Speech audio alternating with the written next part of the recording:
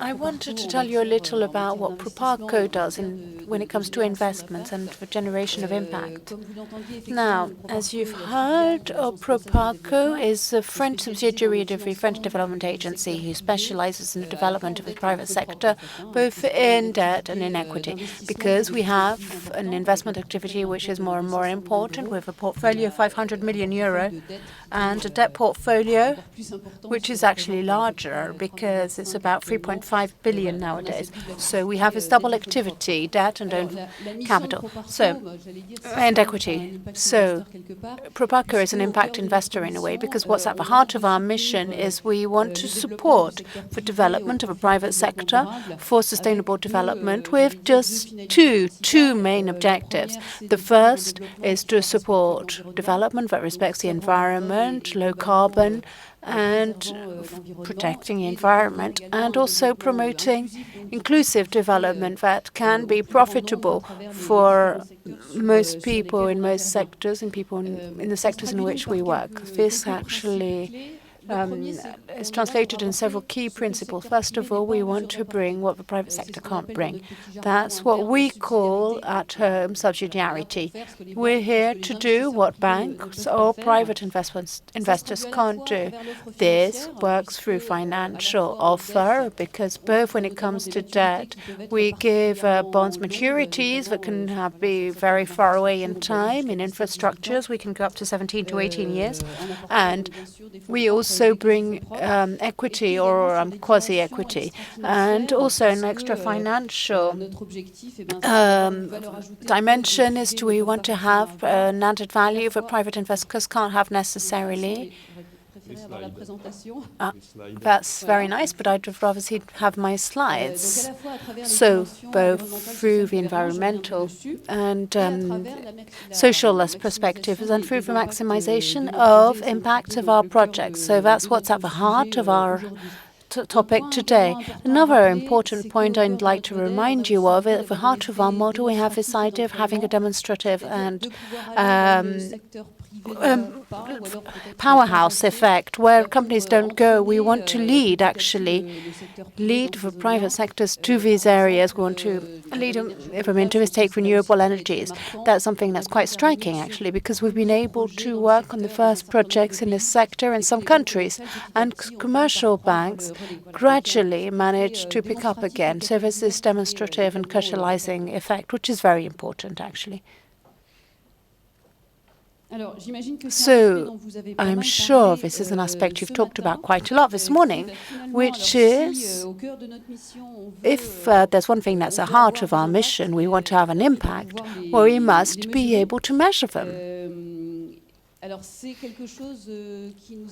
This is something we've been focusing on these past few years to move forwards in this dimension. So we have adopted a new tool, a new measurement tool on the results and the impact. It's called the GPR. I'm not going to tell you what it means because it's German, so it could be quite complicated, actually. So the idea is that we've got this sort of grid, a table with many, many indicators that allows us to write down, to mark our projects on various aspects of development and sustainable development. So since 2007 or 8, we've been systematically measuring the results of our projects, and we did this ex ante, that is to help us make decisions when we have our projects. We want to be able to anticipate what these projects are going to be able to generate results-wise. And then gradually, as time moved on, we did it in follow-up. We wanted to know, thinking of the results we'd thought of at the beginning, what have these projects really generated results-wise and impact-wise. And one thing is quite encouraging, actually. In the first few years, and when we did this exercise, we realized that the results generated by the projects were actually above what we thought they would be. So maybe we'd been quite conservative in the ex-ante appreciation of these results. But in the end of the day, we were actually beyond what we thought we'd do. There are lots of indicators, some are above and some are below. But anyway, more broadly, we assessed the results quite well at the beginning. So the ultimate objective of this approach is also to be able to take into account the impact of what we do And there's also this more important impact of assessing our sectorial and geographic strategy, because we want to be able to say that our objective is to generate X jobs, impact-wise, X people who are linked to electricity.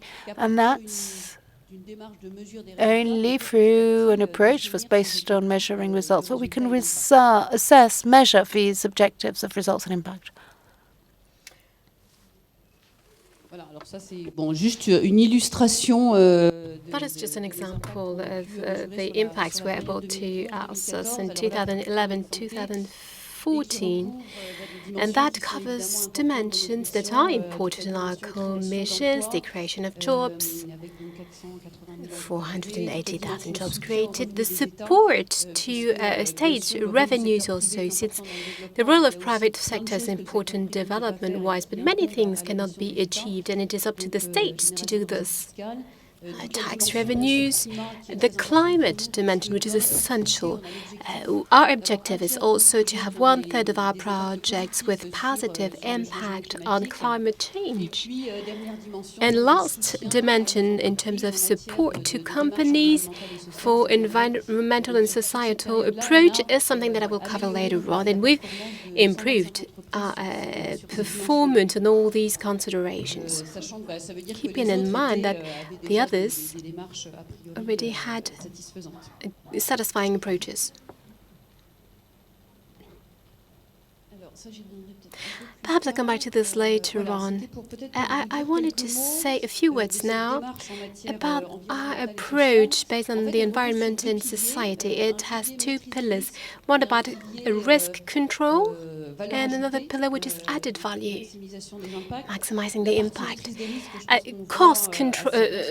Risk control is easy to understand. We try to avoid negative impacts onto the local populations or environment by local regulations,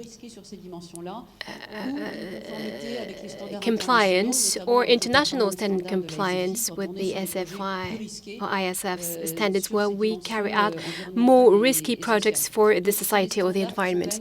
These are standards that are very high-level standards for many of our projects, indeed, since 2/3 of them are classified A or B+. So all of these projects will demand such a high level of requirements for the environment and the society. Second pillar, as important, of course, is to also create added value. That may imply several things: desertification, designing specific policies for the protection of our customers, for instance. It is something that is particularly important for the microfinance business.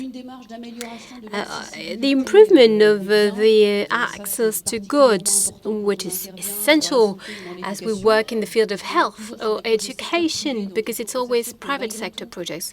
Therefore, we have to make sure that these services remain accessible, or that efforts are made to make them as accessible as can be.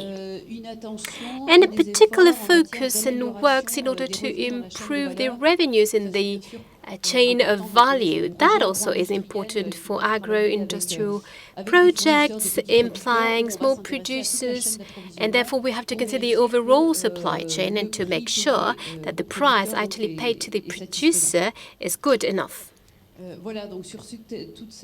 So that was what our approach was about, and I'll give you some examples. Something else which is important, especially investment-wise, we've recently developed a governance approach. When we make equity investments, direct equity investments, it follows a commitment that is signed, and that was signed by many DFIs and private banks in Washington just a few years ago, in order to promote harmonized standards. The rationale behind it is that by reinforcing a company's governance, corporate governance, we can make them even more solid and better managed. So that covers such a number of dimensions. I will not detail them. You can read them here. This is extremely important to us. We've noticed that when investments went bad, many times governance problems were the root causes. So it is something we particularly care about, because this has impacts on, let's say, many dimensions pertaining to the company, like the operation of the board meeting or the management and reporting systems. There's perhaps something that spontaneously will not come up to your mind, but it is important still to highlight. This is the money laundering fight, terrorism and corruption fight. Of course, I will not detail all the highly negative and harmful consequences onto the countries and companies we're working with. But here again, it's quite important to work on these topics, especially through the banking sector and investment funds, since by making sure that these funds, these banks, abide by international standards, we will have an impact not only for a company or a society, but for all the customers of a bank or a company that are part of the fund's portfolio, if you will, and that will have an important macroeconomic impact. That's what it was important for the financial brokers to be as careful as we can be on these particular problems. Now, a few examples to make it all more tangible. See our achievements with some of our customers. First example is a partnership with a bank, former PROPARCO partnership. It is a bank that we've supported when it was created, Pan-African Bank. That was bought by BMCA a few years ago. We've provided them with the technical assistance in order to set up, to design an approach in terms of environmental and societal costs control, including a procedure, a policy, so that the bank could also implement a policy that is similar to PROPARCO's on these particular questions. It also implied to recruit qualified people. It also implied the training of the teams involved. And the rationale behind it was that the bank, in all the projects to funds, will embrace the same approach regarding the appraisal of societal and environmental risks and risk control. It is particularly important because it is a Pan-African group, so the whole policy that is now being rolled out in their subsidiaries has quite a weight on all the countries this bank is located. Other example is a company in which we've invested using a FISIA fund. It is a microfinance company. Advance is a network, as you know, of microfinance institutes. We've invested both in the holding and in the Ivory Coast subsidiary. We wanted to support the subsidiary in Côte d'Ivoire and a more specific project in the cocoa sector. In fact, originally it was a TechnoServe NGO project, Cocoa Livelihood Project, in order to improve the cocoa producer revenues in West Africa, giving them access to credits in order to fund entrance. And that's where we play a role, by providing funding schemes, allowing these producers to fund their acquisitions.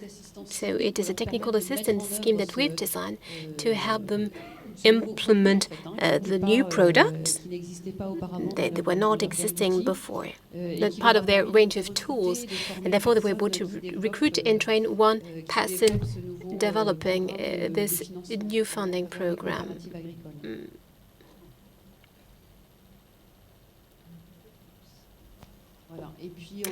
And we had one last example to share with you. It's quite interesting, since it's specifically about the impact metrics. So it's an investment fund dealing only with health in Africa, Africa Health Fund, managed by OHEOS.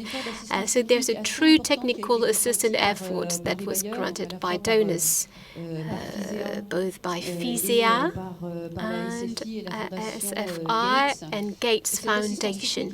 The technical assistance was twofold. First, to support companies that were investees. So you have the list here of all the different companies that benefited from the technical support program. And the other objective also was to reinforce the impact measurement. Since one of the theory of the funds was to outreach populations with low revenue. So the idea was to grant the funds with tools and procedures and external expertise in order to better assess these impacts. So these were just a few examples of our approaches regarding impact and maximizations of these impacts. Last important thing perhaps about these few examples. These technical assistance instruments are particularly useful to tackle these dimensions. Impact measurement, of course, and the reinforcement of the impact of funds and banks and companies that are funded.